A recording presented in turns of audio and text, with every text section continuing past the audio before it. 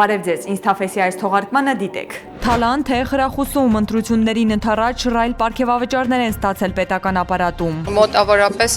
7 միլիոն, եթե չեմ սխալվում, հարկերը հանած։ Սրանցը լափաման չէ, լափատաշտ է։ Հայաստանում Իրանի դեսպանի կոշտ հայտարարությունը Թեհրանում նոր բացասական պատկերացում է ձևավորվում Հայաստանի մասին։ Հայաստանը Իրանի դեմ թշնամաբար տրամադրված ուժերի գործողությունների համար կենտրոն է դառնում։ Ինչպես է ամենայն հայոց կաթողիկոսի հրաժարականը պահանջող Փաշինյանի համախոհ Արամ Սարգսյանը իր հոր հոգեհանգստին համբուրում Գարեգին երկրորդի աչը։ Ես չգիտեմ, կա արդյոք հայերենում այսպիսի կերպարների անբարոյականությունը նկարագրող բառ, գերմաներենում կլինի հաստատ։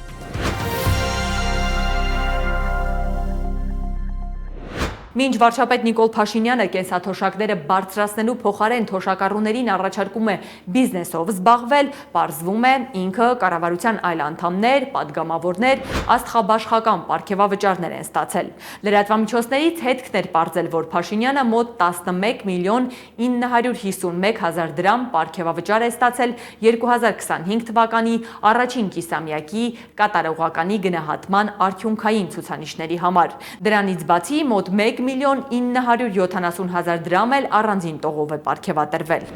Ես ինքս ինձ չեմ պարգևատրել պետական որոշման շրջանակներում ես ամսական, եթե չեմ սխալվում, 1.5 միլիոն դրամի չափով վարձատրության ավելացում եմ ունեցել։ Մոտ 1.5 միլիոն դրամ աշխատավարձ ստացող Փաշինյանը իր եւ մյուս պաշտոնյաների ճոխ պարգևավճարները արդարացնում էր նրանով, որ պետական աշխատանքը գրավիչ դարձնելու համար են հավելավճարներ տալիս, բայց վարչապետի այս եւ մյուս արդարացումները չէին զսպում քաղաքացիների վրդովմունքը։ Սա էր ձեր երազած ոչ կոռումպացված իշխանությունը, թե կարևորը սրանք փաստաթղթերով են թալանում, իսկ թոշակը չեն բարձրացնում։ Հարամ լինի, չվայելի։ Թոշակառուին ափսոսած 10,000 դրամ տա, լինի իրենց թաղման փող, իսկ իրենք ամբողջ բյուջեն թալանում են։ Ու այդ անլուրջ թրքամոլը նստած թոշակառուների գրպանի փողերն է հաշվում, փոխանակ իր ու իր կնիկ կոչվածի փողերը հաշվի։ Բա իրենք չէին ասում, որ նախկիններին ճամպրուկներով փողեր են մուծվում Բաղրամյան 26-ում, որ թավշով եկած մեզ պատու հասած վարչապետը չի գալիս մեզ թալանելու։ Բա այս միլիոնների ահռելի հոսքերի անունն ինչ է։ Միլիոնավոր պարգևավճարներ ստացել են նաև փոխվարչապետները։ Հետքին ըստ կառավարության տրամադրած տեղեկատվության 2021-ից 2025 թվականներին երկու փոխվարչապետները ստացել են մոտ 106 միլիոն 738 հազար դրամ պարգևավճար։ Խոշոր չափով պարգևավճարներ ստացել են նաև նախարարները եւ փոխնախարարները։ Օրինակ արդարադատության նախարար Սրփուհի Գալյանը 2025 թվականի վերջին 7 միլիոն դրամ պարգևավճար է ստացել։ Մոտավորապես 7 միլիոն, եթե չեմ սխալվում, հարկերը հանած 6-ից 7 միլիոնի կարգի, բայց ճշգրտված կներկայացնեմ հայտարարագրում իհարկե, ընդ որում սա հավելավճար է, որը հանրության աչքին երևալու է որպես միանվագ գումար, որը տրամադրվել է օրինակ նախարարին իմ դեպքում, բայց սա ամբողջ տարվա աշխատանքի դիմաց ես համարում եմ որպես վարձատրություն։ Իշխանություն լրատվականն էր օրեր առաջ հրապարակել Փաշինյանի ստորագրությամբ մի փաստաթուղթ, ըստ որի Նիկոլ Փաշինյանը գաղտնի որոշմամբ շուրջ 3 միլիարդ դրամ պարգևավճարներ է բաժանել իշխանականներին։ Բաժնի պետերը ստացել են մոտ 2 միլիոն դրամ պարգևատրում, վարչության պետերը 2.5-ից 3 միլիոն դրամ,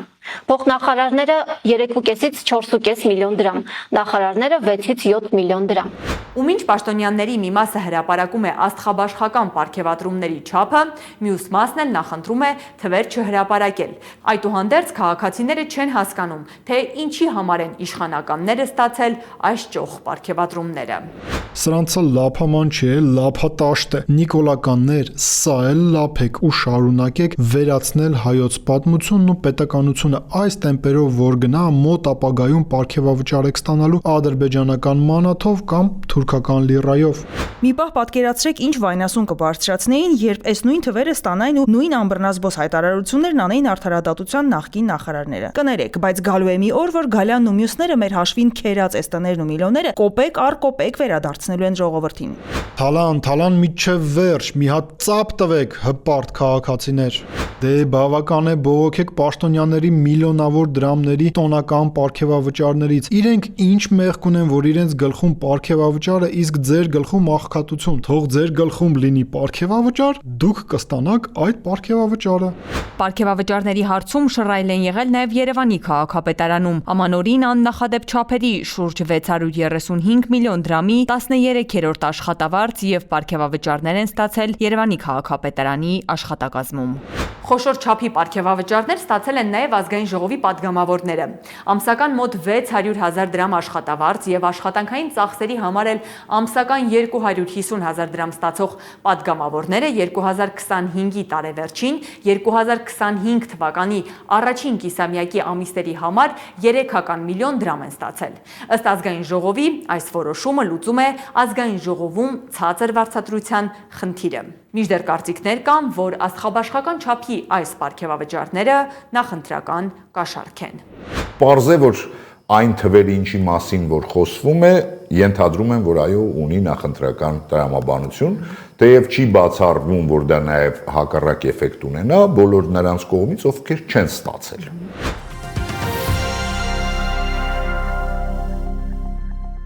Հայաստանում Իրանի դեսպան Խալիլ Շիրղոլամին այս շաբաթ կտրուկ է արձագանքել Երևանում իրենց դեսպանատան մոտ կազմակերպվող ցույցերի մասին, որոնց ժամանակ հնչում էին Իրանի իշխանության դեմ ուղղված կոչեր, ինչը բնականաբար դժգոհություն էր առաջացրել պաշտոնական Թեհրանի մոտ։ Հայաստանում Իրանի նորանշանակ դեսպանն այս շաբաթ ասուլիս էր հրավիրել եւ հայտարարել, թե հակառակ նրան, որ իրենք պատկան մարմիններին բողոք են հայտնել դրա առնչությամբ, այդ գործընթացը շարունակվում է։ ما در سخت‌ترین شرایط کنار دولت و ملت ارمنستان ایستادیم. Մենք ամենադժվար պահերին կանգնած ենք Հայաստանի ժողովրդի եւ կառավարության կողքին։ Օրինակները շատ են։ Մենք այսօր ծանր իրավիճակում ենք եւ այս իրադարձությունները, որոնք այսօր տեղի են ունենում Իրանի դեսպանատան դիմաց, կմնան Իրանի ժողովրդի պատմական հիշողության մեջ։ Իրանի դեսպանը չէր սահմանափակվել միայն այս ելույթով, նա ավելի կոշտ ձևակերպմամբ հայտարարություն էր արել։ دوم این تصور در تهران داره شکل میگیره که Թեհրանում ձևավորվում է նմանօրինակ մի պատկերացում, որ Հայաստանը Իրանի դեմ թշնամաբար տրամադրված ուժերի գործողությունների համար կենտրոն է դառնում։ Իրանի դեսպանի այս կոշտ հայտարարությունները բուռն քննարկումների տեղի տվեցին սոցցանցերում։ Սա չափալախ էր, բայց մյուս կողմից մի 2 ամիս առաջ իրանցիները հիացած էին Նիկոլով։ Ըստ իս Հայաստանի իրավապահները ցուցաբերել են հանցավոր անգործունեություն, ատելության եւ բռնության հրապարակային խոսքով ուղեկցվող հանրային միջոցառումները չդադարեցնելու մասով Հայաստանի պատկան մարմինները պետք է աչալուրջ լինեն, որ Իրանի ներսի քաղաքական process-ները Երևանի փողոցներ չտեղափոխվեն։ Կարծում եմ Հայաստանը պետք է պարզաբանում ու պատասխան տա, բնականաբար պահելով Երևան-Թեհրան համագործակցության անցյալն ու դրական մթնոլորտը։ Թեհրանից հնչեցված հայտարարությունը միանշանակ չընդունվեց։ Ես Հայաստանում Իրանի դեսպանի վրդովմունքի պատճառը այնքան էլ չհասկացա։ Ակնկալում են, որ Հայաստանի իրավապահները Իրանի դեսպանատան առաջ պետքա ջարդեն Իրանի քաղաքացիներին, որոնք Իրանի իշխանություններից դժգոհ են, բա ուրիշ լավ եք, ֆրոյդիկ, հլեն կարմիր պլաշես ու կարշնվի շալվարս բեր։ Իրանի դեսպանը բողոքել է, որ ՀՀ կառավարությունը թույլատրել է, որ Հայաստանում Իրանի դեսպանատան մոտ Իրանի քաղաքացիները ցույց անեն ի նշան բողոքի Իրանում տեղի ունեցող իրադարձությունների վերաբերյալ, մասնավորապես սպանությունների։ Պարզ չի, թե ըստ դեսպանի ոնց պիտի չթույլատրեր, ոստիկանությունը պիտի ուժ կիրառեր, ցերեր, թե ինչ, կամ ինչի պիտի դա աներ։ Հայտնի չէ, արտգործնախարարությունը դիվանագիտական խողովակներով արձագանքել է Իրանի դեսպանի հայտարարությանը, թե ոչ։ Համենայն դեպս հրապարակային մակարդակում անդրադարձ չի եղել։ Փոխարենը ներքին գործերի նախարարությունից էին արձագանքել Իրանի դեսպանի հայտարարությանը։ Հայաստանի Հանրապետությունը որպես ժողովրդավարական պետություն Հայաստանի Հանրապետության սահմանադրության, հանրաքվեների ազատության մասին օրենքի եւ միջազգային պարտավորությունների շրջանակներում պարտավոր է չխոչընդոտել քաղաքացիների ազատ տեղաշարժի, խաղաղ հավաքների ազատության իրավունքի իրացումը։ Իրանի դեսպանի կոշտ հայտարարությանը մեկ օր անց լրագրողի հարցին ի պատասխան վարչապետ Նիկոլ Փաշինյանը անդրադարձել էր հետևյալ կերպ։ Իրանի Իսլամական Հանրապետությունից հնչող հայտարարությունների նկատմամբ մենք շատ ուշադիր ենք եւ ամեն ինչ արել ենք եւ կշարունակենք անել Իրանի Իսլամական Հանրապետության մեզ համար բարեկամական եւ եղբայրական երկրի բոլոր մտահոգությունները փարատելու ուղղությամբ։ Հայաստանում Իրանի նորանշանակ դեսպանի հայտարարությունը շատ փորձագետների կարծիքով պատահական չէր արված, քանի որ դրա նախորդին Հայաստանի արտգործնախարարի եւ Միացյալ Նահանգների պետքարտուղարի Վաշինգտոնում տեղի ունեցած հանդիպումից հետո հրապարակվել էր Սյունիքով անցնող Թրամփի ուղու նախագծի իրականացման շրջանակը, որով եւս մեկ անգամ հաստատվեց, որ Հայաստանը անխոչնդոտ ճանապարհ է տալու Ադրբեջանին եւ փաստացի Թրամփի ուղին շահագործող ընկերության բաժնեմասերի եւ եկամուտների մեծ մասը տնօրինելու է ամերիկյան կողմը։ Ակնկալվում է, որ ընկերությունը պատասխանատու կլինի TRIPS զարգացման համար 49 տարի նախնական ժամկետով։ Հայաստանը ԱՄՆ-ին առաջարկելու է TRIPS զարգացման ընկերության 74% բաժնեմասը, իրեն պահելով 26% բաժնեմասը։ Հայաստանն ու Միացյալ Նահանգները համատեղ հայտարարությունն արեցին այն իրավիճակում, երբ մեր հարևան եւ բարեկամ Իրանի համար ծանր օրեր են։ Ներքին անկայունություն կա այդ երկրում, Միացյալ Նահանգներից սպառնում են Իրանին։ Ու այդ ֆոնին Հայաստանի արտգործնախարարը մեկնում է Վաշինգտոն եւ Սյունիքով անցնող Թրամփի ուղու նախագծի իրականացման շրջանակը հրապարակում Միացյալ Նահանգների պետքարտուղարի հետ հանդիպումից հետո։ Ձեզ համար զարմանալի չէ, որ մի քանի օր առաջ է տեղի ունեցել Իրանի Իսլամական Հանրապետության դիմաց բողոքի ակցիան Հայաստանում բնակվող իրանցիների կողմից, բայց Հայաստանի Հանրապետությունում Իրանի Իսլամական Հանրապետության դեսպանը հենց այսօր է խոսում այն մասին, որ իրենք ունեն տպավորություն, որ Հայաստանը վերածվում է մի կենտրոնի, որից Իրանի Իսլամական Հանրապետության դեմ գործողություններ են իրականացվում։ Ուղղակի այդ բողոքի ակցիան պատրվակ էր ներկայացնելու Իրանի դիրքորոշումը այդ TRIPS նախագծի վերաբերյալ ներկայիս կոնֆիգուրացիայով։ Ենթադրաբար այս ոճի թուղթ պետք է ստորագրվեր J.D. Vance-ի գալու ժամանակ, դա իմ ենթադրությունն է, արդյոք J.D. Vance-ը այլևս չի գալու, եթե գալու է ինչ են ստորագրելու, կամ ինչի Արադ Միրզոյանը սենց արագ գնաց։ Ես կարծում եմ, որ այո, ես կարծում եմ, որ կա այդ խնդիրը Իրանում այս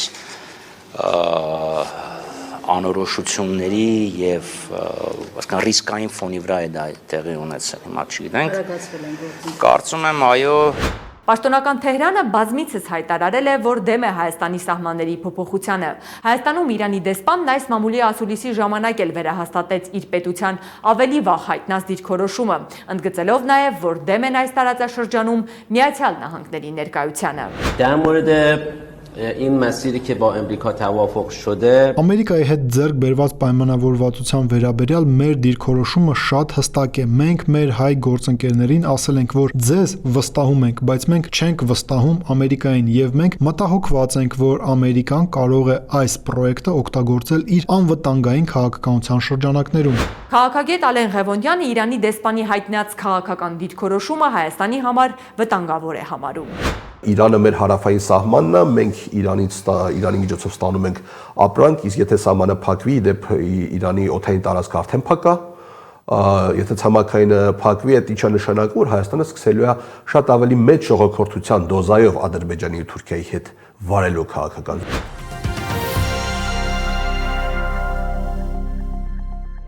Հայ առաքելական եկեղեցու Մասյացոտնի թեմը նոր առաջնորդ ունի։ Ամենայն հայոց կաթողիկոսի տնօրինությամբ թեմի առաջնորդական տեղապահ է նշանակվել Ռուբեն Վարդապետ Զարգարյանը։ Ես երբ կանգնեցի այս ընդդիմության առաջ, ես հասկացա, որ իմ կյանքում հերթական դժվար ուղին է սպասվում։ Ես չէի կարող չընտրել, այո չասել, որովհետև այլապես իմ 7-ամյա կամ 10-ամյա վարդապետական քարոզչական գործունեությունը կզրոյացվեր։ Ես որոշեցի հույսս դնելով Աստծո վրա, ձեզ վրա սիրելի հավատացյալներ, մեր թեմի քահանաների վրա, Աստծո օգնականությամբ գալ Մասյացոտնի թեմ ծառայելու։ Ռուբեն Վարդապետ Զարգարյանը Մասյացոտնի թեմի առաջնորդի պաշտոնում փոխարինում է Փաշինյանի հակաեկեղեցական արշավին միացած Գևորգ եպիսկոպոս Սարոյանին, որը ամենայն հայոց կաթողիկոսի տնօրինությամբ ազատվել էր Մասյացոտնի թեմի առաջնորդի պաշտոնից։ Տնօրինության համար հիմք են ծառայել առաջնորդի հանգամանքը չարաշահելու, պարտականությունների մեջ թերանալու, թեմի եկեղեցականաց նկատմամբ հարկադրանք ու ճնշումներ գործադրելու պարագաները։ Չնայած պաշտոնանկությանը Սարգսյանը վարչապետին հավատարմության երթում տված Գևորգ եպիսկոպոս Սարոյանը կիրակի օրը վարչապետի հետ մասնակցում էր Մասիսի Սուրբ Թադեոս եկեղեցում հակաեկեղեցական կանոններով մատուցված պատարագին։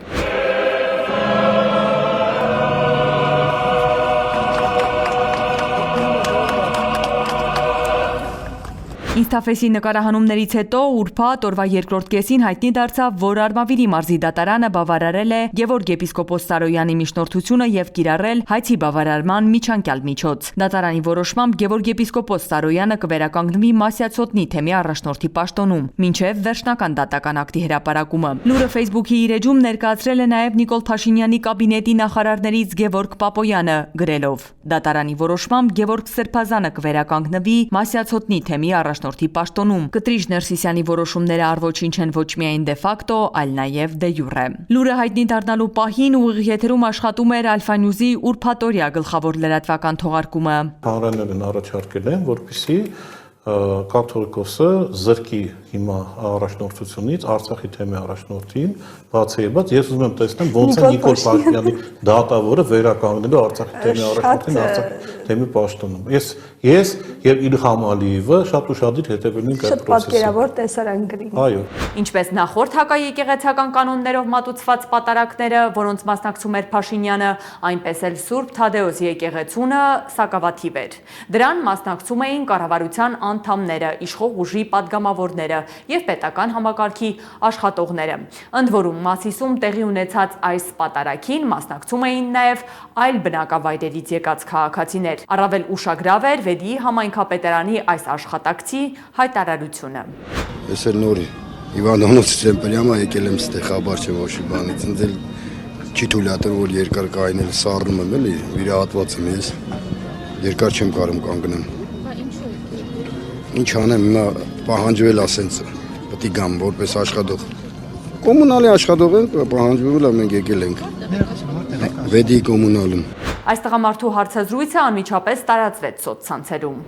Շուտով մեռելներին չեն թողնելու թաղել ու մեռելների հետ ստիպելու են գալ Փաշինյանի հավաքների։ Վիրահատությունից հետո Վեդի հիվանդանոցից քշել բերել են կեղծ պատարակի։ Խեղճ մարդուն այս ցրտին հիվանդանոցից հասցրել են եկեղեցի։ Ամբողջ պետական ու պետականամերձ ապարատը պատանդ է այսօրվա դրությամբ։ Կոկորդիլոսագետ համայնքապետն ու հիվանդանոցից պատարակի համար դուրս գրված աշխատակիցը թե բա մենք ոչ մեկի ստիպողաբար չենք բերում, ձեռները ճարը լինի, մեռած մարդկանց էլ գերեզմանից կհանեք։ Հակաեկեղեցական արշավի շրջանակում մի ուշագրավ դեպք էլ պատահել էր Մերձիշխանական Հանրապետություն կուսակցության նախագահ Արամ Սարգսյանի հոր Զավեն Սարգսյանի հոգեհանգստի ժամանակ, երբ Փաշինյանին նաև Գարեգին երկրորդին հեռացնելու հարցում աջակցող Արամ Սարգսյանը համբուրել էր ամենայն հայոց կաթողիկոսի աջը։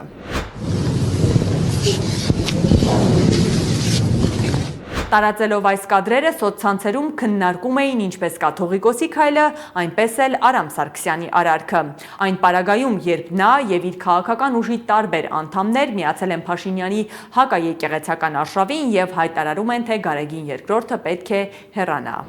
Վեհափառի ձիով քայլը։ Պատկերացրեք, մեկը ձեր հարազատ եղբորն ու եղբորորդուն սուտ մատնությամբ բանտ են հետել։ Ձեր մեջ ուժ կգտնեք այդ մարդու ծնողի մահվան օրը գնալ նրանց հավաքցելու։ Ապագայի սերունդները, երբ պղտոր ջրերը պարզված կլինեն, հիացմունքով են խոսելու Գարեգին Բ կաթողիկոսի քրիստոնեական ներողամտության եւ վեհանձնության մասին ու ամոթանքով մեր մասին։ Արամ Զավենովնան քիչ առաջ համբուրեց ամենայն հայոց կաթողիկոս Գարեգին երկրորդի աջը, այն նույն կաթողիկոսի, ում Արամ Զավենովնան ու իր քաղաքական պապա Նիկոլը համարում են ռուսական ագենտ, KGB-ի գործակալի եղբայր, Հայաստանի դեմ հիբրիդային պատերազմի առաջամարտիկ, այն նույն վեհափառի, ում անունը իր աչքի առաջ զեղչվեց, երբ Նիկոլը այցելեց կեղծ պատարակի, այն նույն վեհափառի, ում հարազատ եղբայրը եւ եղբայրորդին այժմ նստած են բանտում Արամ Զավենովնայի կուսակցության անդամ Հարություն Մկրտչյանի դանոսի արդյունքում։ Ես չգիտեմ, կա արդյոք հայերենում այսպիսի կերպարների անբարոյականությունը նկարագրող բառ, գերմաներենում կլինի հաստատ։ Արամ Սարգսյանը Փաշինյանի ոճով մի հայտարարություն արել էր եկեղեցուն մեղադրելով ռուսական ազդեցության գործակալ լինելու մեջ։ Հայ առաքելական Սուրբ եկեղեցին Ռուսաստանի հետ կապի շղթայի վերջին օղակն է։ եւ այն միանշանակ պիտի բացվի, եւ ես համոզված եմ, որ այս հակամարտության մեջ այսպես թե այնպես ցանկացած տարբերակում իշխանությունը հաղթելու է։ Անկախ նման միջադեպերից Փաշինյանը շարունակում է եկեղեցու դեմ իր գրոհը եւ դրա շրջանակում փորձում է ճնշում գործադրել հոգեվորականների վրա։ Մայրաթորից այս շաբաթ հաստատել են, որ բանակի գնդերեցներին ստիպում են միանալ կաթողիկոսին գահընկեց անելու արշավին։ Մայրաթորի տեղեկատվական համակարգի տնօրեն Տեր Եսայի Քահանա Արթենյանը այդ երևույթը դատապարտելի եւ անընդունելի է համարել ընդգծելով, որ բանակը պետք է զերծ մնա նման բռնաճնշումներից։ Բանակի հոգևոր առաջնորդության արդեն կայացած ինստիտուտը կարևորագույն առաքելություն է իրականացնում մեր զինված ուժերում։ Գնդերեցները ոչ միայն հոգևոր, այլև բարոյահոգեբանական ծառայություն են մատուցում։ Իշխանությունների կողմից իրենց դիրքը չարաշահմամբ նման գործողությունների մեջ գնդերեցների ներքաշումը եւ կիրառվող հարկադրանքները վտանգում են այս ինստիտուտի առաքելությունը, ինչը լուրջ հարված է հայոց բանակին եւ ազգային անվտանգության հիմքերին։ Մայրաթոր Սուրբ Էջմիածնում այս շաբաթ Գերագույն հոգևոր խորհրդի ժողով է անցկացվել։ Խորհրդի անդամները խստորեն դատապարտել են Փաշինյանի կողմից նախաձեռնված հայաստանյաց առաքելական Սուրբ Եկեղեցու բարենորոգման ծրագրին 10 եպիսկոպոսների միանալը։ Գերագույն հոգևոր խորհուրդը հորդորեց հոգևորականներին չտրվել հակաօրինական պարտադրանքներին եւ հավատարիմ մնալով իրենց կոչմանը առաջնորդվել բացառապես հայոց եկեղեցու կանոնական կարգով։ Մայրաթորից հայտնել են նաեւ, որ նախորդ տարեվերջին հրավիրված եւ ժամանակավորապես հետաձգված եպիսկոպոսատ ժողովը, որտեղ պետք է քննարկվեր եկեղեցու ներքին հարցերը, կկազմակերպվի փետրվարին։ Ինստաֆեսի այս թողարկման համար առանձնացրել էինք այսքանը։ Շնորհակալություն։